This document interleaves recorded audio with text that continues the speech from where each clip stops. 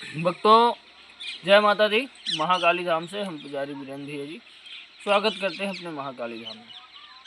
भक्तों, कैसे हैं आप लोग सब? और कामना यही करते हैं आप जहां भी रहें, खुशहाल रहें, स्वस्थ रहे, भगवान शिव की कृपा आप लोगों के ऊपर बनी रहे। भक्तों, लोग जब पूजा पाठ करते हैं, मंत्र जाप करते हैं, तो कई प्रकार से भोग देते हैं देवताओं को। भोग देने के कई तरीके होते हैं।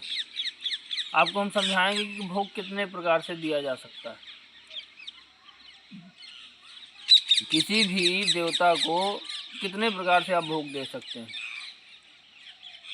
एक व्यक्ति का सवाल था कि ऐसा कोई महाराज जी गुप्त भोग बताइए जिससे हमारे इष्ट देवता तुरंत जागृत हो जाए। तो भगवान को भोग की ज़रूरत ही नहीं, भगवान को भाव की ज़रूरत है। आपके कितना भी आप मेवा मिष्ठान खिला दीजिए, अगर आपके अंदर भाव नहीं है, विश्वास नहीं, प्रार्थना नहीं, श्रद्धा नहीं, तो कोई मतलब की बात नहीं। जैसे आप देखते होंगे बहुत लोगों को कष्ट रहता है, मान लीजिए कोई पैशाचिक शक्तियों का साया है, कोई दिक्कत है, कोई बाधा, प्रेत बाधा है, वह व्यक्ति दुनिया के तमाम दरबारों में जाके भटकता है और फिर लास्ट में जाकर के कहीं ठीक हो जाता किसी स्थान में। 10 दरबार देखने के बाद लास्ट में ठीक हो जाता। क्या कारण होता है? 10 दरबार में, बड़े बड़े दरबारों में नहीं ठीक हुआ, लेकिन छोटे से दरबार में है कि और कहीं ठीक हो गया। क्या होता है भक्तों कि उस व्यक्ति का जब तक विश्वास जागृत नहीं होता किसी इष्ट के प्रति, किसी देवता के प्रति, तो भटकता रहता है। उसको विश्वास नहीं होता, कहीं उसके मन में जो है संशय बना रहता है कि क्या पता मैं यहाँ से जा कर के ठीक हो जाऊँगा या नहीं हो जाऊँगा।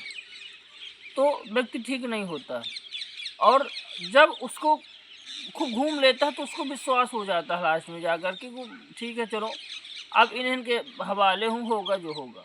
खूब घूम लिया मैंने, खूब परेशान हो चुका है, इसलिए जो है अब जो होगा तो होगा। मैं अपने दो जहाँ पे लास्ट उसका होगा, जब वो थक जाएगा तो वहीं विश्वास मान के बैठ जाएगा।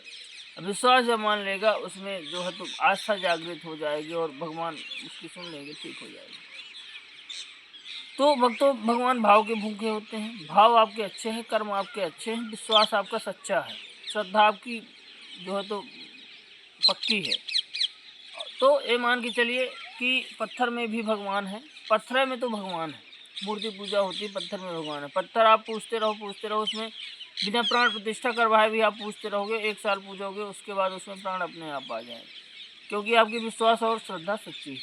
आज हम आपको एक गुप्त भोग बता दे रहे हैं कि इस गुप्त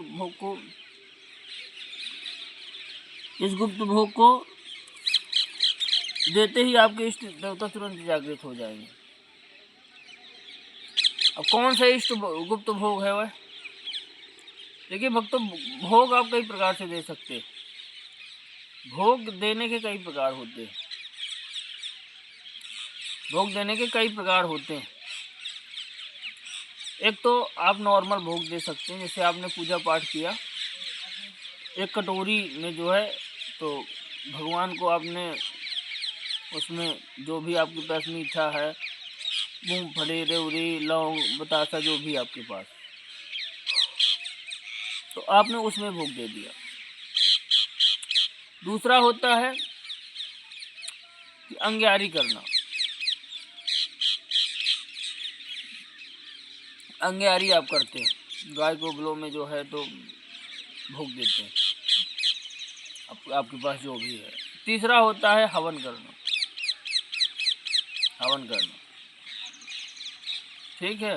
और चौथा, जब लोग खाना खाते हैं तो भोग देते हैं अपने इष्ट देवी देवताओं को, अपने पितृदेव, कुल देवी देवताओं को। ये सब प्रोसेस होते हैं 3-4 प्रकार से। अब वह गुप्त भोग कौन सा है? तो गुप्त भोग है कि जब आप खाना खाते हैं, जब आप खाना खाते हैं तो जो भी जिस इष्ट की आप पूजा करते हैं, पूजा पाठ जिसको भी मानते हैं, तो खाना खाने के पहले जब आप खाना खाने बैठते हैं तो आग ले लीजिए। किसकी? गाय का कंडा होना चाहिए, उबला। गाय को उबला वहीं जलवा लीजिए, उसको अपने पास रखवा लीजिए।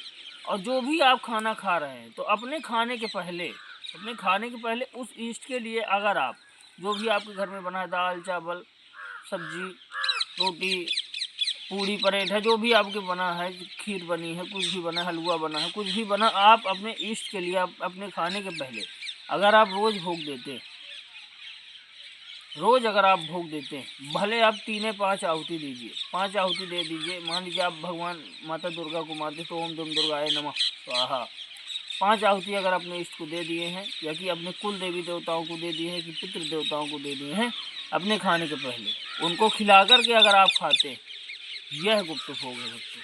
ये मान के चलिए कि आपके इष्ट देवता तुरंत जागृत हो जाएंगे, ये हमारी गारंटी। आप कुछ ना दीजिए, लेकिन अपने खाने के पहले अगर आप भगवान को खिला रहे हैं, जो भी आप उनका अंश है, थोड़ी बहुत आप उनको भोग दे रहे हैं, तो मान के चलिए जीवन में आप के ऊपर उनकी कृपा बनी रहेगी, और आप जो मांगेंगे तो आपका इष्ट आपको प्रदान करें। क्योंकि अनाज से बड़ा आप मेवा मिष्ठान खुद खिला दीजिए, लेकिन आपको कोई मिठाई खिला दे, अगर रोटी सब्जी नहीं देगा, रोटी दाल चावल नहीं देगा, तो आपको पेट नहीं भरेगा। कितना भी आप कितने दिन आप मिठाई खाएंगे, कितने दिन आप फल खाएंगे, लेकिन जो है तो संतोष व्यक्ति को अनाज में ही होता है। इसी प्रकार भगवान है, अगर आपके भाव सच्चे हैं, आपके भाव अच्छे हैं, आप खाने के पहले उनको अंग्यारी देते हैं, तो ये मान के चलिए कि धीरे धीरे महीना 2 महीना 3 महीना में आप कोई पूजा पाठ ना करिए, कुछ ना करिए, अगर आप आहुति दे रहे हैं 5, तो मान के चलिए आपका इष्ट जागृत हो जाएगा। चाहे आपको कुल देवी देवता हो, चाहे पितृ देवता हो, चाहे कोई भी देवता हो, भगवान शिव हो, ब्रह्मा विष्णु महेश हो, माता काली, माता दुर्गा, भैरव, चंडी, कोई भी काल का कोई भी हो देवता, कोई भी हो, अगर आप अंग्यारी देंगे, वो भी खाना खाने के पहले। देखिए सुबह शाम की अंग्यारी अलग है, लेकिन भोजन करते समय अगर आप अंग्यारी दे रहे हैं, जो भी आपके घर में बना है, हम ये नहीं कहते कि आप मिठाई रसगुल्ला चढ़ाइए, जो भी आपके घर में बना है, जो भी करीबी से आप खा रहे हैं वही दे दीजिए, वो इतने में खुश है। वक्त हमारे द्वारा दी गई जानकारी आपको कैसी लगी कमेंट कर सकते हैं। चैनल को लाइक करो, सब्सक्राइब करो। भक्तों जय माता।